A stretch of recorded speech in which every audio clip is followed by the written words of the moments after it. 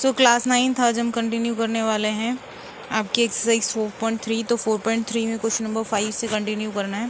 तो क्वेश्चन क्या कह रहा है, ये दो फिगर्स आपको दे रखी हैं, दोनों फिगर्स में आपको 4 ऑप्शन दे रखे हैं। इस फिगर के लिए 4 ऑप्शन है, इस फिगर के लिए 4 ऑप्शन है, ठीक है। अब आपको बताना है कि कौन सी जो इक्वेशन है इनमें से कौन सी इक्वेशन जो है इस ग्राफ की इक्वेशन है, ठीक है।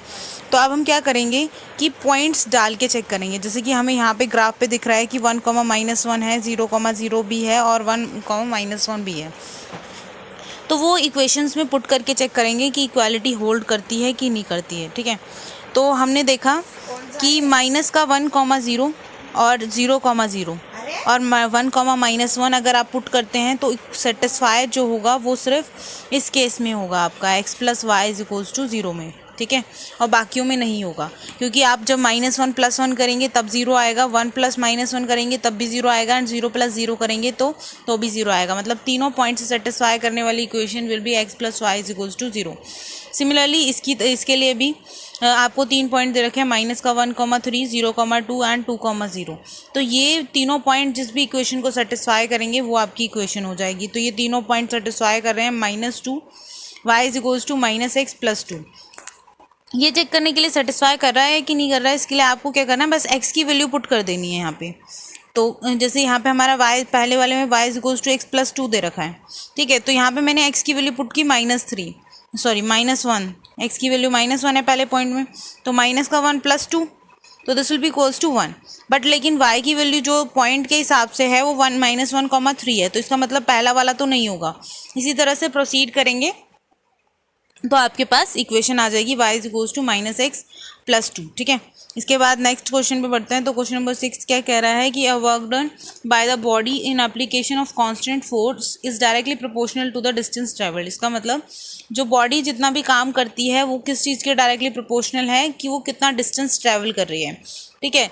तो इसको आपको इक्वेशन की फॉर्म में एक्सप्रेस करना है और उसका ग्राफ बनाना है। अगर कांस्टेंट फोर्स जो आप ले रहे हैं वो 5 यूनिट्स का है, ठीक है, 5 यूनिट का कांस्टेंट फोर्स ले रहे हैं, तो आपको ये चीज़ ग्राफ पे रिप्रेजेंट करनी है और आपको बताना है कि डिस्टेंस क्या होगा। आपको बताना है वर्क डन क्या होगा जब डिस्टेंस 2 यूनिट है और वर्क डन क्या होगा जब डिस्टेंस 0 यूनिट्स है, ठीक है।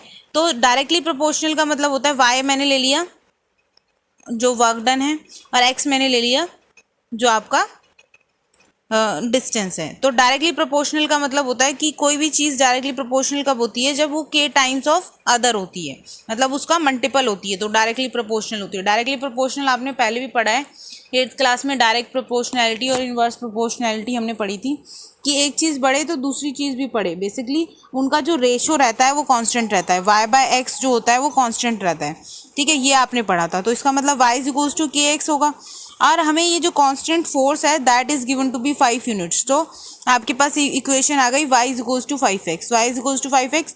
अब इसके अंदर x की वैल्यूज पुट करते गए, x की वैल्यू 0 पुट की, y की भी 0 आ गई, 1 पुट की 5 आ गई, -1 पुट की -5 आ गई।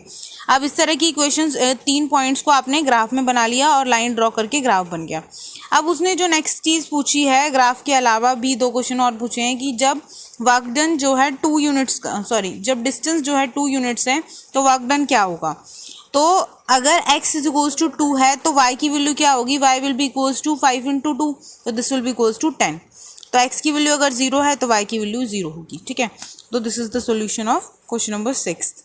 अब क्वेश्चन नंबर 7 देखो, यामिनी और फातिमा जो है 9th क्लास के स्टूडेंट हैं, जो कि दोनों मिलके 100 रुपीज़ कंट्रीब्यूट करते हैं prime minister refund for the health of earthquake victims. तो इसमें एक फंड देते हैं 100 रुपीज़ का दोनों मिला के। तो आपको बताना है कि अगर x रुपीज़ जो है यामिनी कंट्रीब्यूट कर रही है एंड y रुपीज़ जो है फातिमा कंट्रीब्यूट कर रही है, तो इसके लिए एक इक्वेशन लिखनी है।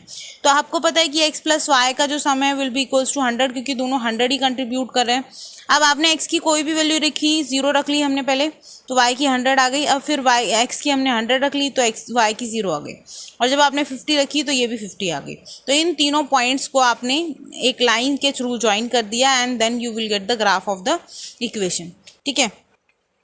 अब इसके बाद क्वेश्चन नंबर 8 में प्रोसीड करते हैं। क्वेश्चन नंबर 8 क्या कह रहा है, in countries US Canada the temperature is measured in Fahrenheit. Fahrenheit और आपने सेल्सियस में रिलेशन पढ़ा होगा साइंस में, ये रिलेशन होता है, ठीक है। और ये कह रहा है क्वेश्चन कि यूएस और कनाडा में जो टेम्परेचर मेज़र किया जाता है वो इन फ़ारेनहाइट मेज़र किया जाता है, ठीक है। तो आपको ड्रॉ करना है ग्राफ, ठीक है। तो यहाँ पे हमारे पास y और x नहीं है, यहाँ पे f और c है in place of y and x, ठीक है। तो जैसे ही हम y और x के लिए करते हैं वैसे ही इसके लिए करेंगे। तो इसका मतलब c की एक पर्टिकुलर वैल्यू रखेंगे फर्स्ट पार्ट में और f की वैल्यू निकालेंगे। तो c को 0 रखा तो 32 आया, 5 रखा तो 41 आया, -5 रखा तो 23 आया। तो अब इन तीनों पॉइंट्स को आपने ग्राफ में बना लिया और उसको ज्वाइन कर दिया बाय स्ट्रेट लाइन, तो आपके पास ग्राफ आ गया, ठीक है। अब उसके बाद इन्होंने क्वेश्चंस भी दिए हैं कुछ, उनका आंसर करना है। The temperature is 30 degree Celsius, what is the temperature in Fahrenheit. जब आपका टेम्परेचर सेल्सियस में 30 डिग्री है, मतलब सी की वैल्यू जो 30 दे रखी है, तो आपको एफ की वैल्यू निकालनी है। तो सी की जगह 30 पुट कर दिया, then you will get the 86, you will get the value of F is goes to 86। Then third part में वो क्या कहता है, थर्ड पार्ट पढ़ोगे तो क्या कह रहा है कि टेम्परेचर फ़ारेनहाइट में आपका 95 डिग्री फ़ारेनहाइट है, तो what is the temperature in Celsius. So F की वैल्यू गिवन है यहाँ पे 95 एंड सी की वैल्यू निकालनी है। तो यहाँ से हम क्या करेंगे, एफ़ की वैल्यू 95 पुट कर दी एंड सी की वैल्यू निकालेंगे। तो यहाँ पे 32 सब्ट्रैक्ट हो जाएगा, and C is equals to 5 divide में था और 9 मल्टीप्लाई में था, तो वहाँ जाके रिवर्स होके, मतलब 5 आपका डिवाइड में है तो मल्टीप्लाई हो जाएगा और 9 मल्टीप्लाई में तो डिवाइड हो जाएगा। तो सी की वैल्यू क्या आ जाएगी, 35 हो जाएगी। अब फोर्थ पार्ट देखो कि टेम्परेचर जो है 0 डिग्री सेल्सियस है, what is the if the temperature is 0 degree Celsius, what is the temperature in the Fahrenheit. अगर टेम्परेचर सेल्सियस में 0 डिग्री है तो फ़ारेनहाइट में कितना होगा, और 0 डिग्री फ़ारेनहाइट है तो सेल्सियस में कितना होगा, ठीक है। तो मतलब दोनों की 0 वैल्यू लेके कॉरस्पॉन्डिंग वैल्यूज निकालनी है। तो सी की वैल्यू 0 ली तो एफ की वैल्यू 32 आई, एफ की वैल्यू 0 ली तो सी की वैल्यू माइनस का 17.8 अप्रॉक्सीमेटली, मतलब ये एग्जैक्ट आगे तक बढ़ता जाएगा जब आप डिवाइड करेंगे, तो इसीलिए -17.8 अप्रॉक्सीमेटली लिखा है। इसके बाद फिफ्थ पार्ट देखो, is there is the temperature which is numerically same in both Fahrenheit and Celsius. इसका मतलब ऐसा कोई टेम्परेचर है जो कि फ़ारेनहाइट एंड सेल्सियस दोनों में ही सेम वैल्यू ले। तो इसके लिए हमने क्या किया, एफ एंड सी दोनों को इक्वल रख लिया, ठीक है। दोनों इक्वल रख लिया तो ये एफ की वैल्यू निकालनी है, बेसिकली वो टेम्परेचर निकालना है, तो हम इसको इस साइड ले आए एफ की तरफ, तो यू विल गेट। अब इसके बाद यहाँ पे इस साइड लाने के बाद कुछ इस तरह से इक्वेशन आ गई। अब सब्ट्रैक्ट किया तो एलसीएम लेके सब्ट्रैक्ट करने के बाद आपके पास -4/5 एफ इज इक्वल्स टू 32 आ गया। तो एफ की वैल्यू क्या आ गई, यहाँ से 40 आ गई। तो -40 डिग्री फ़ारेनहाइट ऐसा टेम्परेचर है जो कि सेल्सियस में -40 डिग्री सेल्सियस ही रहता है, ठीक है। तो सेम वैल्यू रहती है इन फ़ारेनहाइट एंड सेल्सियस।